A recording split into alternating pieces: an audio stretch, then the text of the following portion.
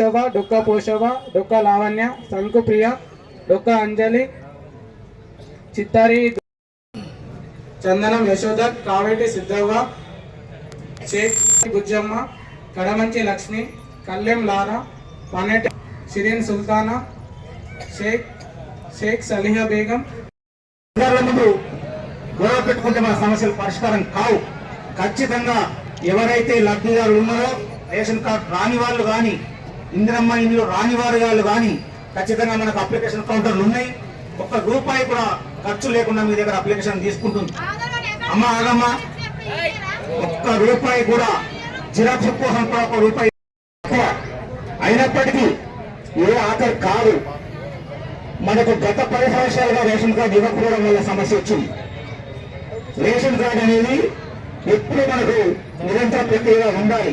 గత ప్రభుత్వం 10 సంవత్సరాల నుంచి మనకు రేషన్ కార్డు ఇవ్వకపోవడం వల్ల సమస్య పెరిగింది.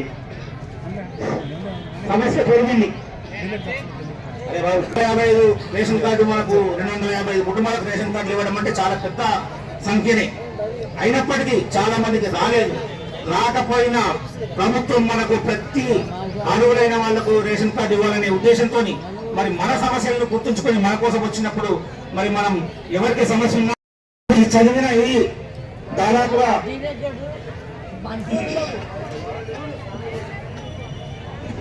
454 ఇందిరమ్మ లబ్ధిదారుల పేర్లు, అలాగే 255 కొత్త రేషన్ కార్డ్స్, అలాగే 139 ఇందిరమ్మ ఆత్మీయ భరోసా. ఇది వీళ్ళు అధికారులు చదివారు.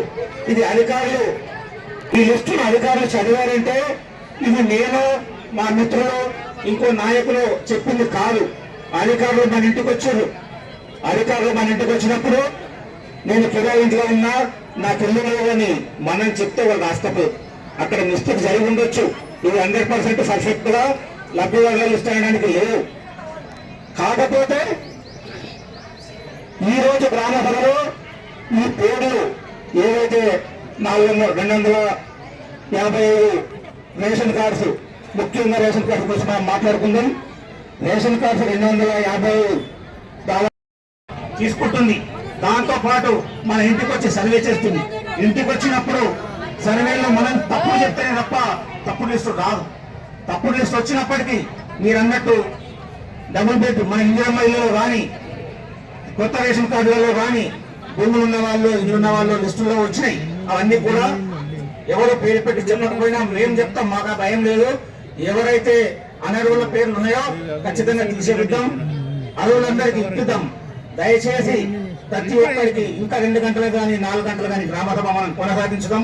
ఎవరికి ఏ సమస్య ఉన్నా ఒక్కొక్కరుగా చెప్పేటప్పుడు మిగతా వాళ్ళు మాట్లాడుకుంటే ఒక్క మనిషి సమస్య ఒక్క మనిషిదే కాదు, ఆ సమస్య దాదాపు 50 మందికి ఉంటుంది. చెప్పడానికి మనం అవకాశం ఇస్తే అది 50 మంది సమస్య అధికారులకు తెలుస్తుంది. వాళ్ళు పరిష్కరించడం కోసం ప్రయత్నం చేస్తాం. ఇక్కడ మేము వచ్చింది ఏదో అధికారులమై రాలే. ప్రభుత్వానికి అధికారులకు మనకు మధ్య ఉన్న సమస్యను ఎమ్మెల్యే దృష్టికి తీసుకుపోవడానికి.